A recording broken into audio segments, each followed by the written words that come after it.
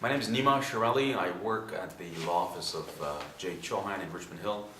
We are here tonight in Toronto to put together or to present a CPD seminar on the major steps surrounding a small claims court action in Ontario.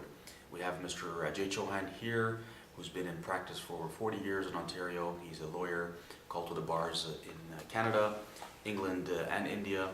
He has been serving as a deputy judge, retired deputy judge, as he served for 24 years in the small claims court here in Ontario, and he's in a great position to be able to impart some of his knowledge on the procedures and the steps, generally speaking, surrounding an action in that court. So, without further ado, I'd like to introduce Mr. Jay Chauhan. Mr. Jay Chauhan, thank you very much for joining us here tonight. I will pass on the floor to you so that we can go ahead and begin with what we will speak about tonight. Good. Thank you, Dima, for the introduction. And today's program is about the major steps that one would take in the small claims court from beginning to the end. And this program is essentially designed in a practical fashion to try to show to the lawyers and paralegals and even the articling students the steps that they would go through in a small claims court action.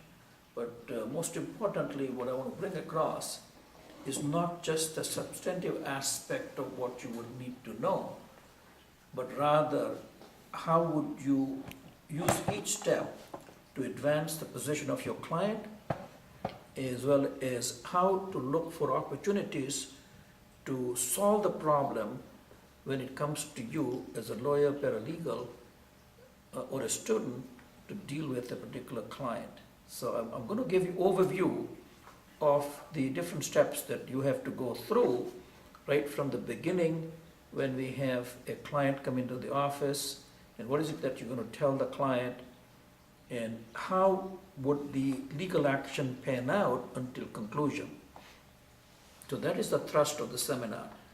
And this seminar is intended to be for the Ontario jurisdiction, but many of the principles that I will portray are also applicable in other jurisdictions which are common law jurisdictions, because the issues that you deal with in the common law jurisdictions of the adversarial legal system apply to other jurisdictions as well. So my perspective through which I'm going to be talking about today is the situation of the Ontario common law system, in which the jurisdiction of the court for the small claims court is limited to $25,000, and it is intended to explain the steps that you go through when you reach the small claims court, and how do you in fact deal with the question that are before you when a client comes in there. So I'm going to start by firstly explaining that the jurisdiction of the small claims court is limited to $25,000. And this limitation in the law is aimed at the court in terms of the value that you can have a decision made up for a value for any item, for a claim, the claim for damages, etc., that is a limitation of $25,000. So the question, suppose that you're dealing with a claim that exceeds the jurisdiction of $25,000, what would you do? So the first thing you do in a practical fashion is, even in the pleading, you would write a clause to say to the court that, or the other side, in writing the claim, that in the event that the amount of claim exceeds the sum of $25,000, then you are waiving the access and therefore bringing the action in the small claims court. Now here's the question: why would you bring it to small claims court and not take it to superior court if the claim is, let's say, $30,000? Suppose it is $40,000. The most important reason why you would do it in a small claims court is that the procedures of the small claims court are somewhat limited in the sense, limited meaning that you do not go through very expensive and lengthy procedures that you would normally have to go through in the Superior Court. For example, affidavit of documents, examination for discovery. You have motions that happen. And each of the steps that you would go through in a Superior Court usually ends up costing much more money, and therefore, if you have a claim and you're advising the client in terms of what they should do when the amount of the claim is just around $25,000+, I think you would encourage the client to go to small claims court and even waive the excess. You are entitled to costs, interest on top of the amount of claim that you make. So having said that, for jurisdictional purposes, you tell the client an advisory function of the lawyer or the paralegal that what are the different steps that you would have to take to find a resolution.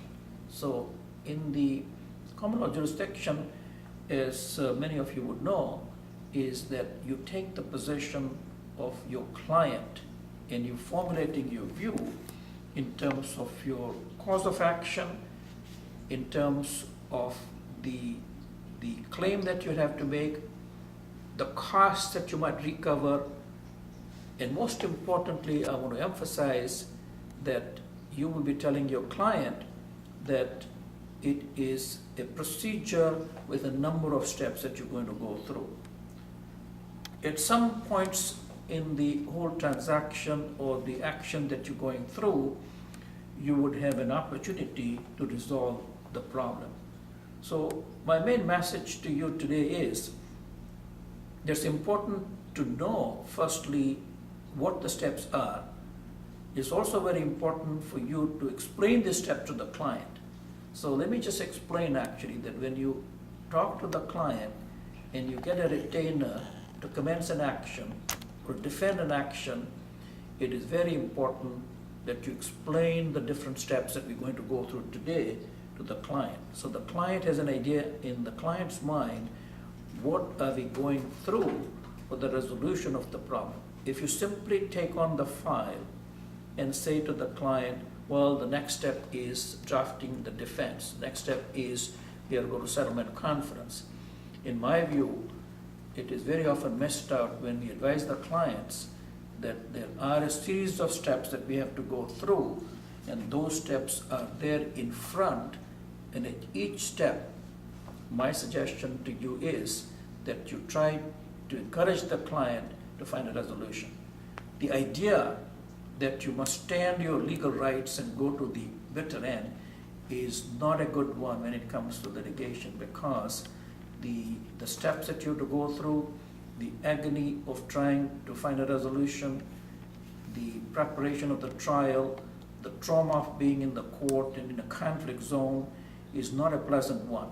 So I think when you come and you advise the client that you are standing up for the client's rights, one of the things that you would tell the client is that it is a good thing to compromise.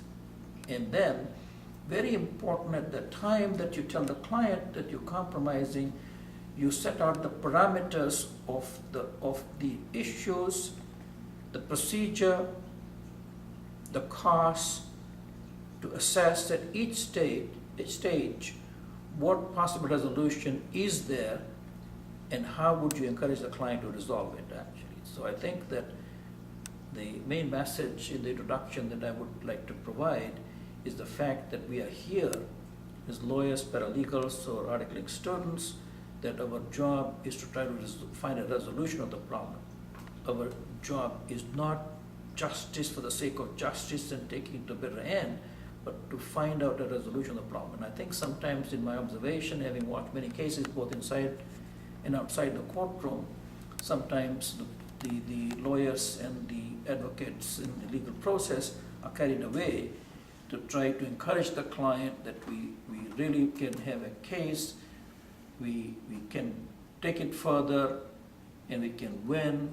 But when we tell the client our evaluation of the case, it's extremely important that we remain objective, because the focus of litigation should be first, what resolution are you going to find?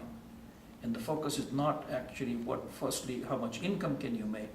The focus is what resolution can you find for the client?